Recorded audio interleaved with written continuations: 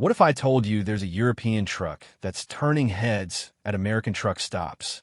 A truck brand that, until recently, barely registered in U.S. conversations, is now the talk of diesel forums, long-haul groups, and even CB radio chatter. Scania. Not Volvo. Not Freightliner. Not Kenworth. Scania. The Swedish juggernaut that's quietly making American truckers ask, why don't we have these on our roads? But why now? What's fueling this sudden surge in curiosity? And is it just hype or a sign of something bigger? Stick around, because by the end of this video, you'll not only know why American truckers are suddenly obsessed with Scania, you might just start wondering if it's the future of American trucking. First off, let's set the record straight for the uninitiated. Scania is not new. In fact, they've been around since 1891. That's 18 years before Henry Ford's Model T. This Swedish company is a global powerhouse in heavy-duty commercial vehicles, especially in Europe, South America, and increasingly parts of Asia. But here's the kicker. Despite their dominance abroad, they've had almost zero presence in the United States. So, why are we suddenly seeing Scania in American trucking conversations? Let's break it down. Okay, pause for a second. If you're thinking, Scania sounds like a brand of yogurt or Scandinavian furniture, you're not alone. But nope, these trucks aren't hauling lingonberries. They're hauling serious weight. Back to it. The buzz started quietly. Clips from European truck shows. TikToks of Scania's sleek cab-over designs. And then YouTube exploded. American drivers began reacting to Scania's next-level interiors, automated manual transmissions that actually make sense, and of course the iconic V8 engine that growls like a muscle car on steroids. One user on Reddit said, I stepped into a Scania R770 in Germany, and it felt more like a spaceship than a truck. Others described Scania trucks as everything I wish my Peterbilt was, except, legal in the US. But what makes Scania so different? Let's dive deeper. Scania's reputation comes down to 4 disruptive factors. 1. Ergonomic cab-over design. Unlike the classic long-nose trucks we see here, Scania runs cab-overs, where the cab sits above the engine. Pros? Shorter length equals better maneuverability. Massive visibility for urban and tight space driving. Surprisingly spacious inside, with high-roof sleeper castles that put motels to shame. Yeah, it's not your dad's coffin sleeper. 2. Driver comfort and tech. We're talking about air-suspended driver seats with cooling, heating, and massage options. Digital dash clusters, radar-assisted cruise control, automatic braking, and even coffee makers. Some U.S. truckers who test drove them at overseas expos said it felt like Tesla meets Mack truck with IKEA-level interior design. 3. Legendary V8 performance. Scania's V8 line is nothing short of legendary. There, our 770 model puts out, get this, 770 horsepower. That's more than double what most U.S. semis churn out. Torque? Off the charts. Fuel efficiency? Surprisingly high. And it sounds like Thor clearing his throat.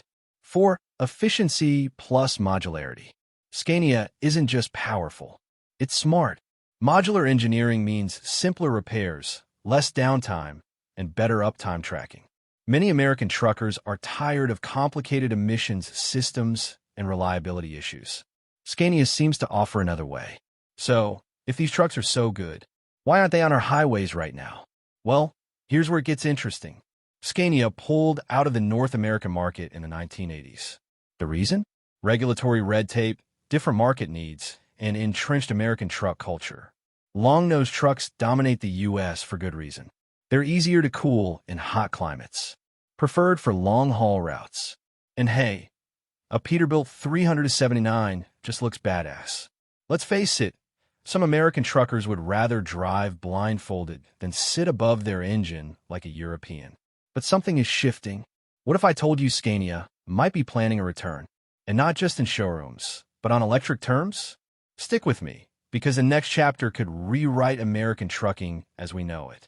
3 big waves are hitting American roads right now. 1. The push for EV and hybrid fleets. 2. The driver shortage crisis. 3. the rise of autonomous and tech-integrated trucks. And guess what? Scania is already ahead in all three. Articulated lorry electric and hybrid models. Scania is already delivering battery electric trucks in Europe with over 350 kilometers range, rapid charging, and full torque from 0 RPM.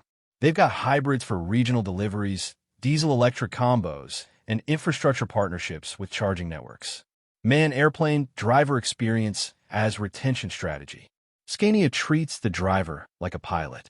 Their cabins are crafted not just for utility, but for lifestyle. In an era where U.S. carriers are desperate to attract and retain drivers, offering a truck that feels like a luxury lounge could be a serious edge. Robot face, smart systems, and autonomy.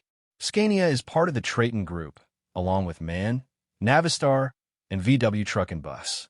They're pouring billions into AI, platooning, and Level 4 autonomy. And here's the bombshell.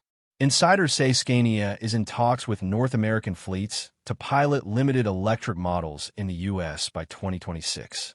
Yep, that means in less than a year and a half, you could see a Scania silently pulling a reefer down I-80. Not just a fantasy anymore.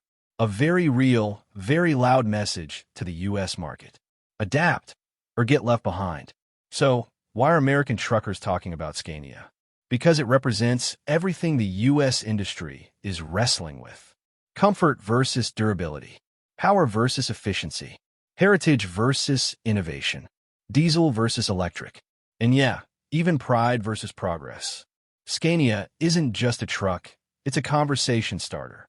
And in many ways, a warning shot. So the next time you're at a truck stop and someone says, "Man, if I could import a Scania R Series," don't laugh.